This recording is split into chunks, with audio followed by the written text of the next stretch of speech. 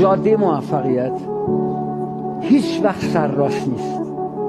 جاده موفقیت یه پیچی داره به نام شکست، دور برگردونی داره به نام سردرگمی، سرعتگیری داره به نام بعضی از دوستان، چراغ قرمزی داره به نام دشمنان، چراغ احتیاطی داره به نام خانواده، تابلو راهنمایی داره به نام هدایت الهی.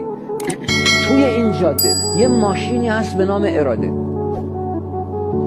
این ماشین رانندش یه راننده‌ای داره به نام عقلانیت، فرمونی داره به نام بصیرت، موتوری داره به نام جسارت، چرخهایی داره به نام تلاش. دو تا آینه کوچیک اینقدی رو به عقب داره به نام عبرت، اونم فقط اینقدر رو به عقب، رو به گذشته، نه حسرت، عبرت.